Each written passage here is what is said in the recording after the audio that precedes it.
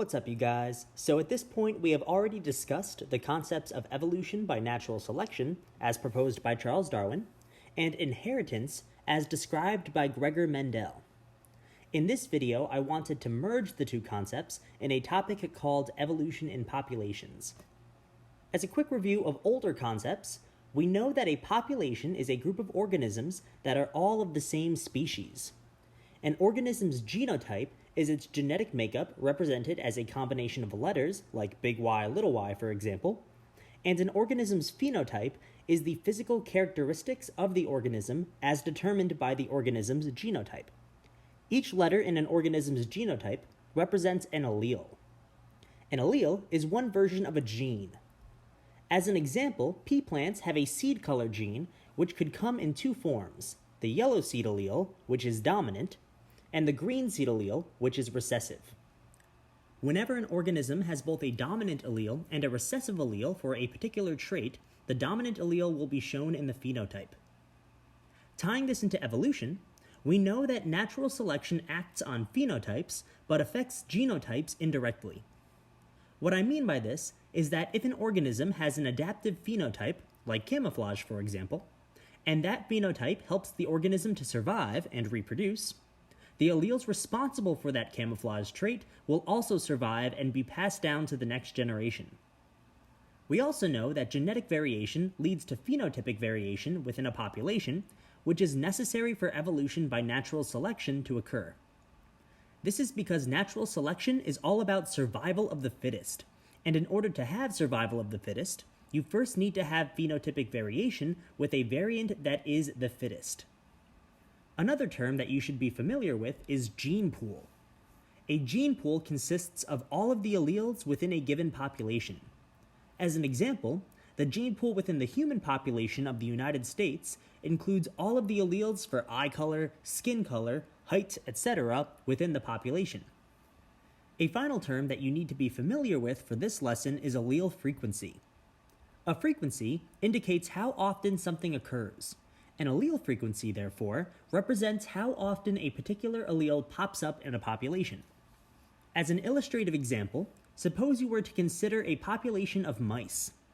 Let's assume that there are 25 mice in this population, and in each of these mice, there is only one gene that controls fur color.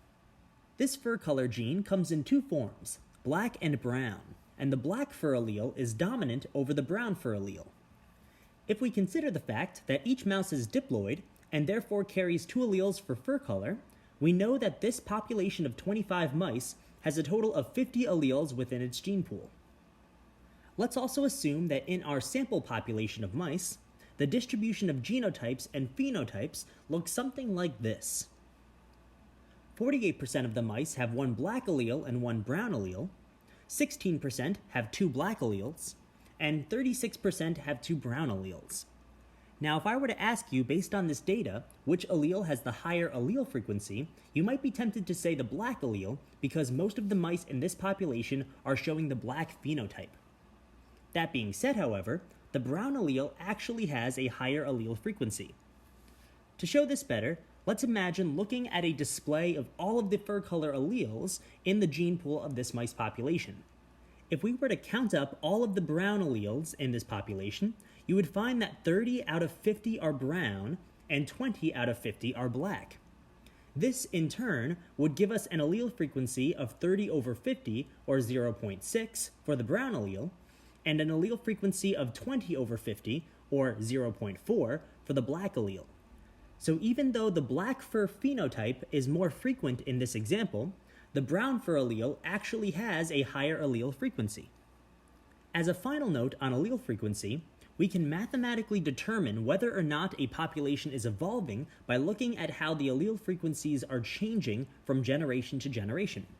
If, for example, the allele frequencies in the mice population changed from 0.6 and 0.4 for the brown and black alleles respectively, to 0.2 and 0.8 for these respective alleles in the following generation, we can conclude that this population is evolving, whether that be by natural selection or some other means.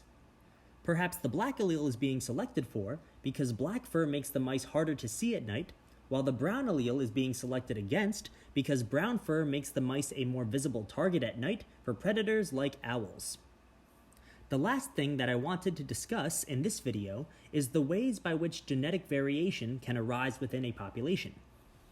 As a quick reminder, genetic variation leads to phenotypic variation, which is necessary for driving evolution by natural selection. Genetic variation within a population can be achieved in a few ways, which includes mutations and genetic recombination. A mutation can be defined as any change in the genetic material within a cell and/or organism, and these mutations can occur randomly through errors in the DNA replication process or other errors during meiosis. These random mutations introduce new alleles into a population, and these alleles can be selected for or against by natural selection depending on whether or not they make the organism more fit. Genetic recombination refers to how the different alleles of two sexually reproducing organisms segregate and pair up during meiosis and fertilization.